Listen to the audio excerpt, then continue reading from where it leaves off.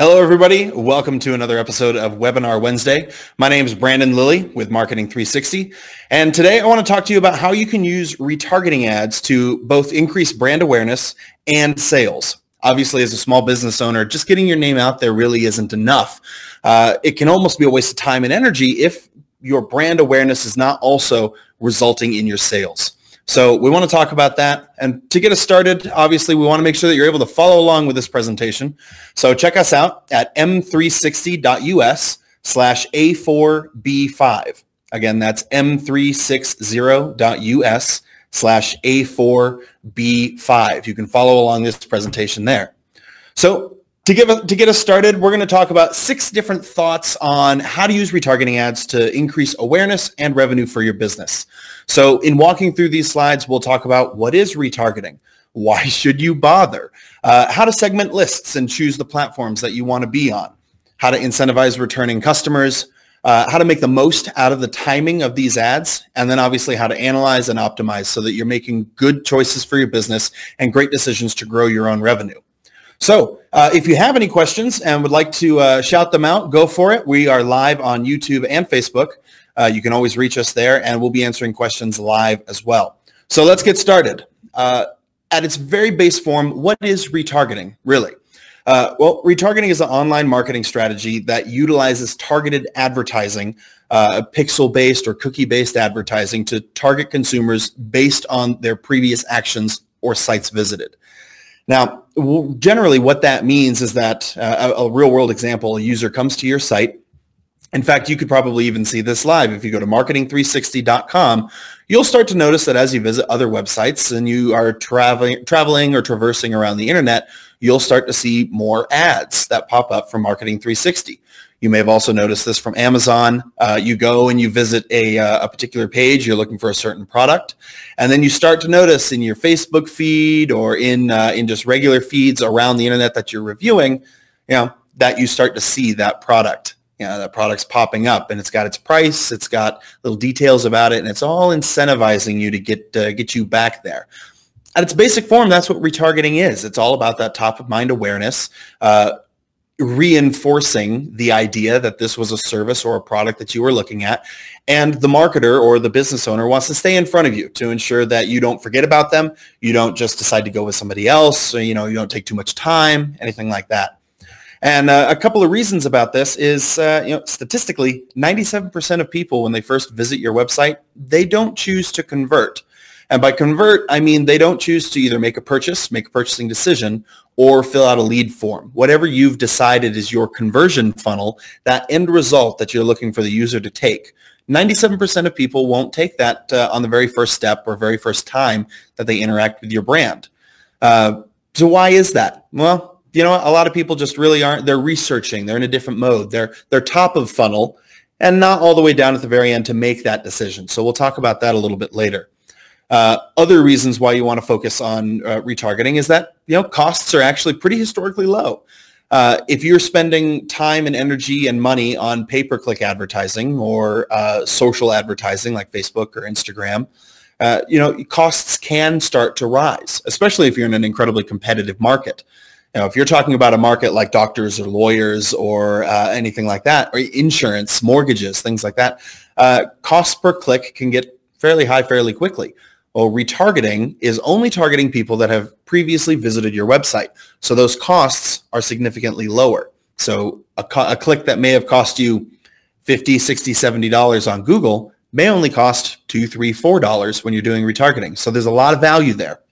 Additionally, a lot of users will browse on one device and they buy or they shop on another. So that cross-device platform or that cross-device marketing is just incredibly important for you. If somebody is sitting on the couch and they're using their phone to do a little bit of research and they're not doing anything else with their time, so they're looking for services or products or things like that. Many people afterwards, later in the day, later that night, that weekend, they'll go to their computer and they'll make a purchase that way, or even vice versa.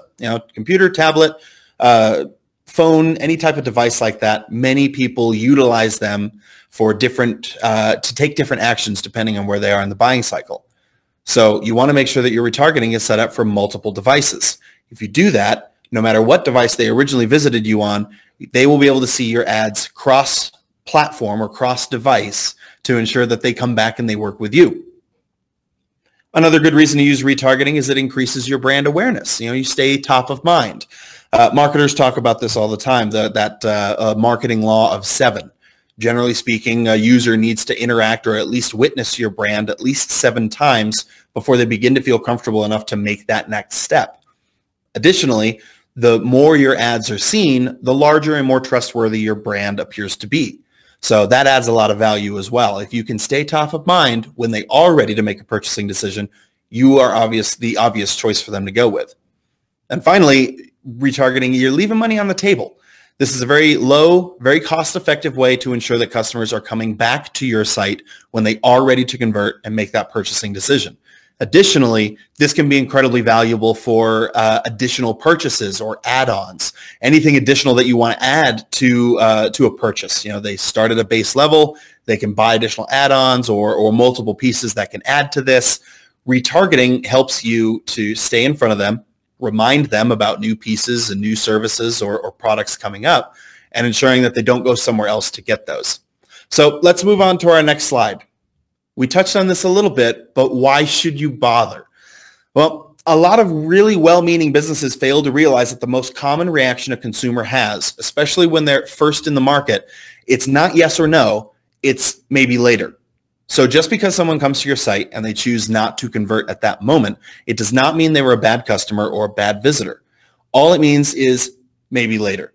So retargeting is an incredible way to ensure that you're staying in front of people. It's very, very valuable. Now, retargeting is generally display-based, so image ads or banners or things like that, and you see these all across the internet. So you may be asking yourself, are people actually going to engage with these ads, or is this just another tool that just gets in front of people and kind of blinds them? Do they get this ad blindness?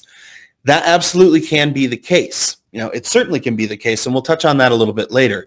But something to consider right now is if you have already interacted with a brand, you're now familiar with their logo, or at least you've seen it recently, familiar with a product, familiar with a service, you're already thinking about it. So subconsciously, users that have already interacted with your site are more likely to see those ads and not really become blind or get that ad fatigue to them.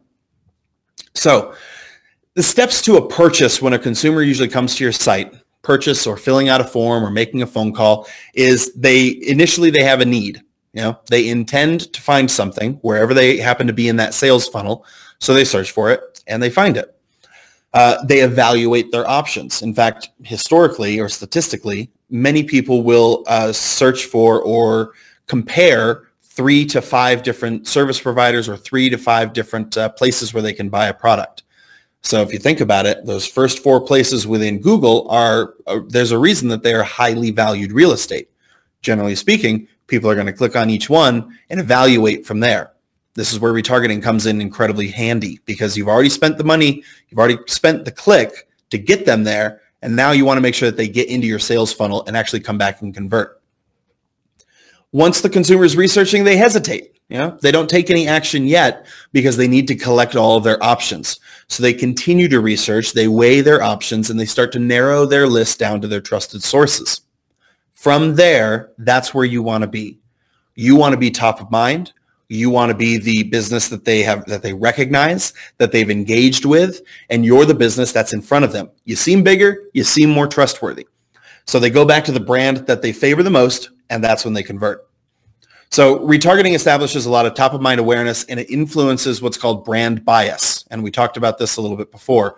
The more often your brand is seen or at least witnessed by an individual after they've first interacted with it, the more they begin to trust that brand.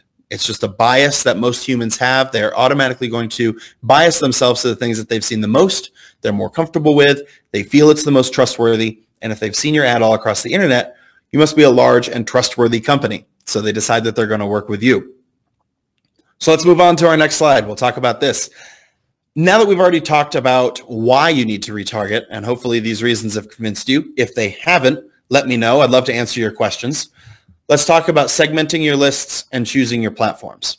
Now, Google isn't the only place that you can run retargeting ads. Touched on this briefly. You can also run retargeting ads across your social media networks, and it's incredibly, very, very highly valuable to do this. In fact, if you're only running on one platform and you're not segmenting your list across multiple platforms, you're missing out and, again, leaving money on the table. So with more than 2 billion users, obviously Facebook is an incredible way to reach new and existing customers. It's a fantastic targeting solution. And considering most consumers, regardless of demographic or what age bracket they fall into, most consumers are interacting on Facebook in one way or the other. Now, you may be in a different demographic where it's not as widely used, but all that means is that you're able to really highly target, and that those individuals at low cost to you may be a really high source or a high value conversion. Additionally, you can run retargeting ads on Instagram, LinkedIn, YouTube, which is highly, highly valuable, and many, many other different networks. So for the purposes of this conversation, we'll kind of focus on Google and Facebook and talk about those because those are the primary networks, but we'll also want to talk about a couple of these other ones, specifically YouTube, when it comes to mashing together your multi-channel marketing mix and layering in these different opportunities for people to see you and interact with your brand. So once we've decided what our platforms are, and there is a lot of value across each one of these platforms, depending on your demographic and depending on what service you're providing. If you're a B2B customer, you're looking primarily for businesses, LinkedIn may be a great opportunity, whereas Facebook maybe not quite as much. If you are a consumer selling a product, then retargeting on YouTube is incredibly valuable, especially if there are videos already existing on YouTube that are reflective of what your brand is selling. Could be unboxing videos, people that are purchasing a product and unboxing it for people to see and kind of get their hands on. Could be how-to videos. Maybe you're a photographer or a videographer and they're using a camera or accessories that you sell. These are great places to have your retargeting videos. So you decide your platform and then you want to segment your lists. Now, list segmentation is probably one of the most powerful aspects of retargeting. When you segment these lists, you're able to identify who people are and where in that sales funnel they fall. That top of mind first funnel, usually we like to refer to that as all site visitors. Literally anybody who comes to your site should be added into a retargeting list of some sort, and we like to start with all site visitors. Anyone who's visited your site is going to be added into this list. Now from there, you can start to segment this. You can segment and create another list based on people that have visited your pricing page or maybe your contact us page. All we're trying to think about here is what is the intent? What's the user's intention based on the page that they're visiting? And I think we can agree if somebody's visiting a pricing page or a contact page, they're probably interested a little bit more so than someone who's just doing their research. They're already thinking price. They're already wondering where you're located. They're wondering how to get in contact with you. They should be in their own list. There's a lot more value there. Other lists that you can create are people that watched your video. If you're posting videos on YouTube or posting videos on Facebook, you can now segment those lists. So as an example, say you have a video, it's about a minute long. Well, maybe you want to create a list of people that have watched at least 50% of your video. Those folks aren't just scrolling by. Those folks aren't just reviewing you or seeing you in their desktop feed or anything like that. They stopped, they paused, they watched your video. They are more valuable than someone who's just scrolling on by and just saw it for 3 seconds or so. So you can create a list that way. People who looked at a specific product or a specific service, you can target your ads and create a list for people that have been to a very specific page on your site. So if they're looking for pink women's shoes, for example, you probably don't want to show them an ad for men's blue sneakers. Probably not very valuable to them. But what you can do is create that list for people on your site that have visited pink women's shoes, that category, or even specific products, and create ads specifically for them. You already know what they were looking for. So now all we have to do is bring them back when they're ready to make that purchasing decision. So a lot of value here in creating these multiple lists. Now, once you've created these lists, you can always add in more segmentation if you want, especially on Facebook. Facebook allows you to segment by age and demographic and location and socioeconomic status and other interests and things like that. If you get a lot of traffic to your site, you may find that your lists are very large and you want to narrow those down a little bit. Now, our recommendation is to ensure that your Facebook lists are really no less, if you're just doing demographic and interest targeting, don't make the list smaller than 55,000 people. Facebook's algorithm doesn't really have enough information there to give you the power of its machine learning and its algorithm. So keep those lists a little bit larger. Now, lists that are based off of lookalikes, you can create, you have a retargeting list and you ask Facebook to create a list of similar-minded people. Those lists are incredibly valuable. And they don't have to be very large, although the larger list you're starting with creates more value because obviously it's got more data to go through. So you can go crazy with these lists and then narrow them down even further based on information that you know for a fact is a part of your core demographic or your best buyer persona. Now on Google, you can go through here and you can create these lists and you can add them to your campaigns, your retargeting campaigns or others. Using the RLSA tactic, the retargeting lists for search ads. So you can actually influence your bid on those. You can bid more for people that have been to your site recently. You can bid more for people that are searching or searching again for a product page that you've already created a list for.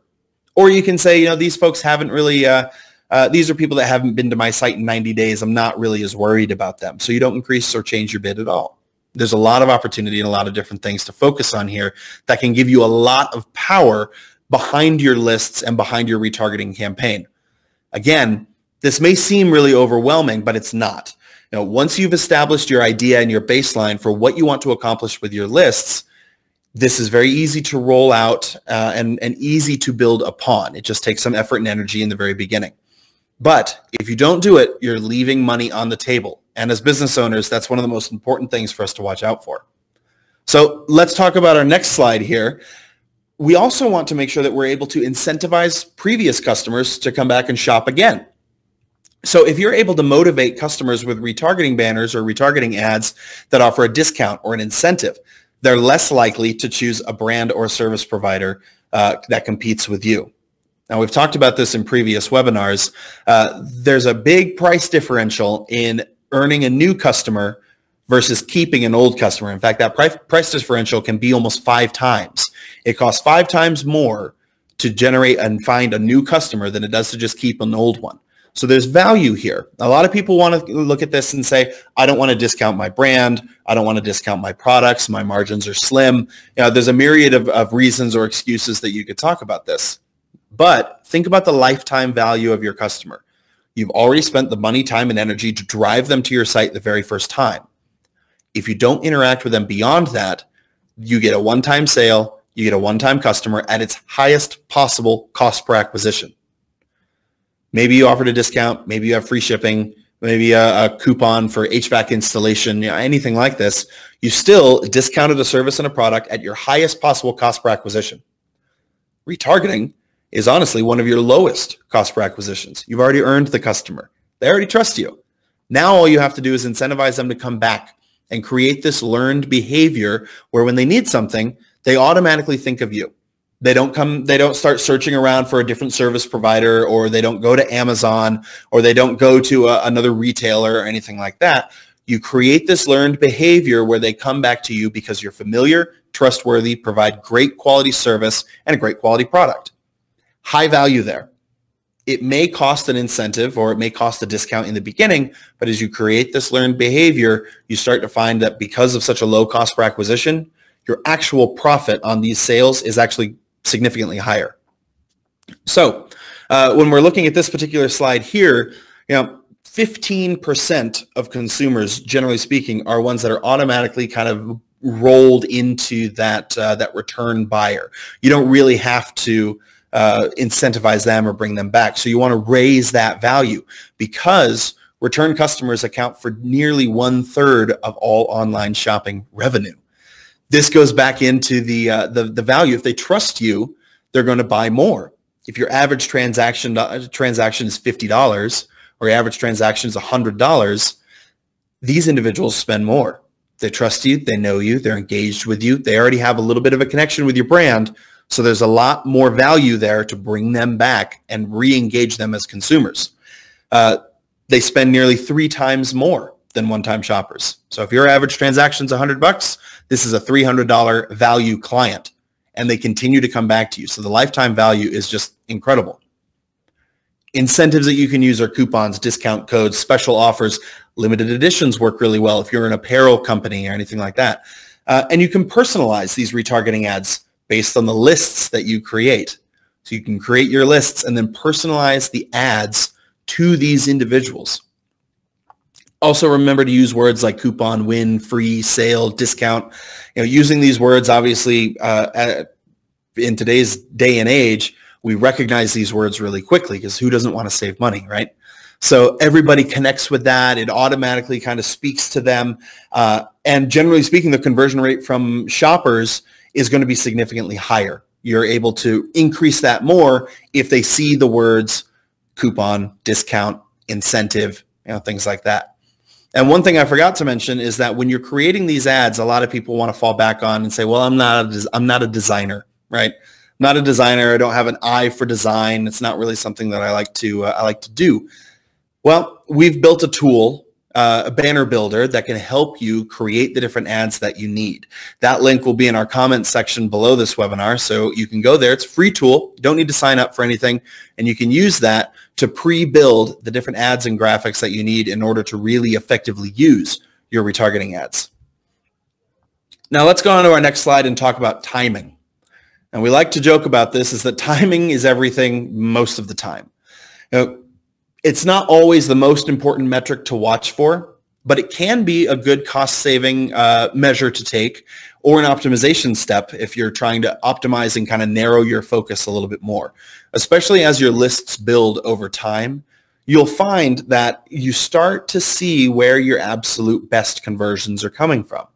This is a great opportunity to narrow your focus a little bit, narrow the sites that your ads are appearing on, narrow down the time that your ads are appearing so you can get more bang for your buck. So a couple things to look at there are going to be your impressions.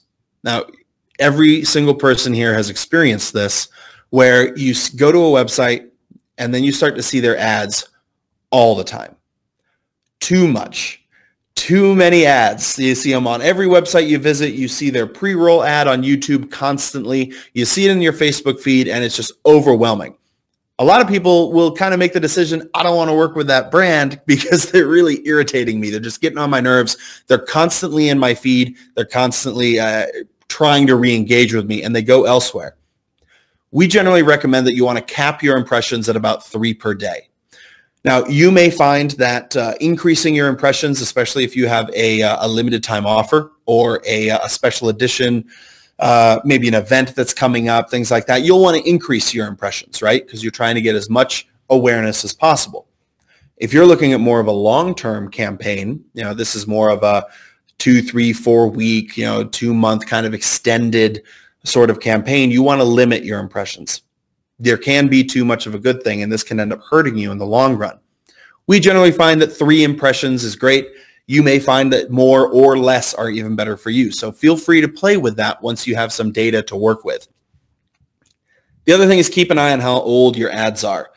There's nothing more irritating than seeing the exact same ad over and over, unless you're seeing the exact same ad over and over all the time. So that goes back to the limit your impressions. But make sure you update your ads. You can update your ads with new seasonality. Maybe you're a landscaper, so you want to make sure your ads are updating with the seasons. Spring, summer, fall, winter. Some of the lucky states actually have all 4 of those seasons, so you want to make sure that your ads reflect that, and make sure that you're focused on where your demographic is. You can change ads based on the demographic. You can change your ads based on holidays, but make sure you turn them off and replace them after the holiday. It makes you look really amateur and a little ridiculous if you still have a Christmas ad running and you're getting into January, February, things like that. So ensure that your holiday ads are updated. Your seasonality ads are updated. Make sure that your sales, if a sale is over, you can set all these to pause on the day of sale or the day after the sale, so you don't even have to worry about that. These are automations that you can kind of build into your ad campaigns. So ensure that as you're building these, you're keeping in mind, I will have to replace this ad by, give yourself a date, an extended date, so you'll have the ads ready, you can swap them out, and it just makes you look like you're really on top of things. Finally, another thing to think about is you can schedule your ads. So maybe you've learned that a lot of people are researching and they're kind of diving into things on the weekends. So you want to boost your budget on the weekends because that's when they do a lot of their research, they do a lot of their reading and some of their shopping. But then you find that on Monday, when a lot of folks are going back to work and there's a lot of additional weekend work that's piled up, things like that, you're just not getting the interaction that you normally would. It might make sense to pause your ads on Monday. That gives you some additional daily budget through the rest of the week. That additional budget can then be used during the weekend and you get more bang for your buck. Now, you're not going to be able to know this exactly when you first start out, and that's okay. Optimizing too soon or trying to make these types of transitions too soon can actually hurt you and hurt your growth. So you want to make sure you've got enough data here to really kind of make a decision. The opposite side of this is that you are constantly waiting for data and you never make a decision. You've got paralysis by analysis. So even to an extent as placing a date on your calendar and saying, okay, I'm running these for 6 weeks and then I'm reviewing. Not looking at it until we get to that point. I'm not changing things unless something dramatic needs to happen until we get to that point. These are all different tools that you can add to your arsenal to get the most value out of this from a low cost per acquisition but high value channel. So be thinking about these. Let's move on to our other slide. We talked a little bit about analyzing and optimizing, but here we kind of want to talk about different data points to help you optimize a little bit better, different data points you want to look at. Now, this is a screenshot that we've taken from one of our clients at Marketing 360, and this shows the path to conversion. Now, I want you to keep this in mind, specifically as it pertains to retargeting. The path to conversion is very rarely clear for a number of reasons. But let's look at this this slide here real quick. At the very top, you see organic search, paid search, then direct 5 times. Now, what that means is that that particular consumer found this client organically in the Google ranking or Bing ranking, something like that. They came back at a later date and clicked on an ad, one of paid ads, one of the 4 spots on top of Google. And then now they're familiar with the brand. They've been there twice. They went back to the site by typing in the URL, specifically marketing360.com, 5 times before a conversion event happened. This is not clean cut, right? But the consumer educated themselves before making the decision. You see other one, paid, direct, paid search 4 times, organic, paid search again before a conversion happened. Now, we can move all the way down further here, paid search, social network, display, and then they converted. So it's very rarely ever going to be a very clear generation from I saw the ad to I engaged with your brand and made a purchasing decision. Specifically with retargeting ads, very often people don't click on the ad as much as it sparks, that's right, I was researching that. They go back to Google or wherever they were and they search for it again. So this doesn't count as a click on your retargeting ad. All this is an organic search and then it goes through to your site. Or they go, that's right, I wanted to look up some more information on that brand, and they go there direct. So very rarely do people fully engage with the ads. This is a reminder. It sparks the desire to go back and to learn a little bit more. So unlike other paid advertising platforms where click-through rate and conversion rate are your two of your most important metrics, they are something to keep an eye on, but they're not nearly as important because these ads are influencers. Now, if you don't believe me, run some retargeting for a while, watch what happens to your traffic, and then I dare you to turn it off. I dare you to turn off your retargeting traffic, and I can promise you, after a couple of days, you're going to kick that traffic back on because you will see a drop in your conversions. Across all industries, this is something that we see happen consistently. So even if at some point you ever need to turn your marketing off, keep your retargeting on because there's an incredible amount of value there.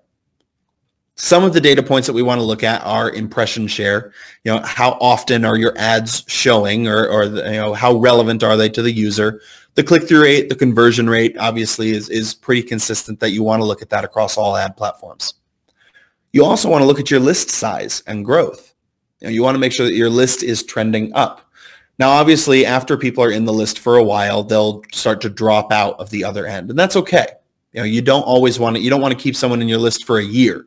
If they didn't decide to work with you over the past 12 months, they're probably not going to be customers, at least not this time around. So you want to keep an eye on your list growth and make sure that the lists that you're working in are growing. Now, Google and Facebook have some limitations on list sizes, right? So they want to make sure that you've got enough people in there in order to make it worth it, in order for their algorithm to know who it needs to show the ads to. So don't be afraid if you don't really have any list growth in the beginning. As you gain more traffic, your lists will start to grow and you'll see that your ads are showing more often. In addition, you want to be able to track your conversion rates among the shoppers that actually engage or interact with retargeting ads. So you can see that as a view-through conversion. They viewed the ad, they didn't interact with it, but they did see it, and then made a decision to come back to your site. Maybe they did click on the ad and then converted there directly. Now, we've all done that at some point. So that's another great way to understand what type of ad, what style of ad, what brand imagery on that ad is providing the most value and getting you the most bang for your buck. So keep in mind, all this data just gets better over time. There's an optimization process that needs to happen. Some of it you can lean on Google and Facebook and YouTube, their algorithm to refine for you. Others, you need to look at this. And this is data that you can look at and then make optimization decisions based on what you've learned, based on what you can do. So moving on here to our last slide, this is just final thoughts. Love that you guys have had the opportunity here to watch this webinar and to interact with us about retargeting ads. A couple of other things to keep in mind is that any type of automation that you can build into your business will always help you. So like I said, we'll have some links to some other resources here at the bottom of this video as soon as we're done. Banner Builder is incredibly powerful for you because we have some preset sizes for ad sizes that you need to use for retargeting ads. So I think Google uses 8 to 12 or so different sizes of ads. This will help you build all of those without needing to spend a lot of time and energy either being or hiring a designer. Additionally, I highly recommend that you look into a CRM.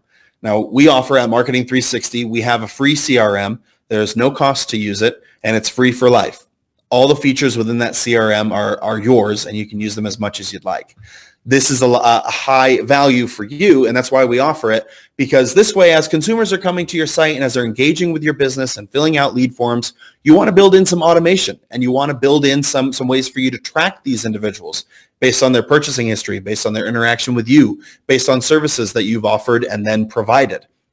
Like I said, originally, the very first time you interact with a customer, that's your highest cost per acquisition.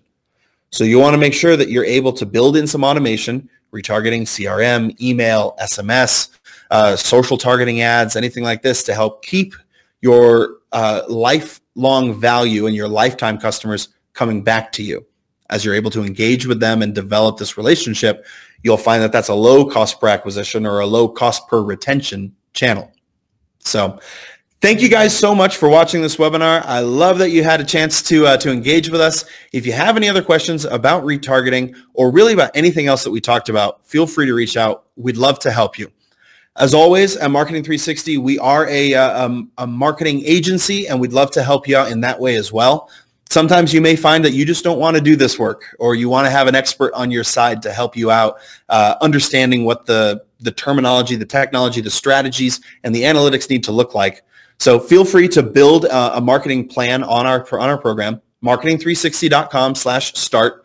Again, no obligation, but you can build a marketing plan there and get an idea of estimates, costs, pricing, and what sort of value we can help bring to the table. Thank you guys so much for watching. We'll be back again next Wednesday at 1:30 Mountain Time. Love having you guys here and love being a part of this webinar. Thanks again, and happy marketing.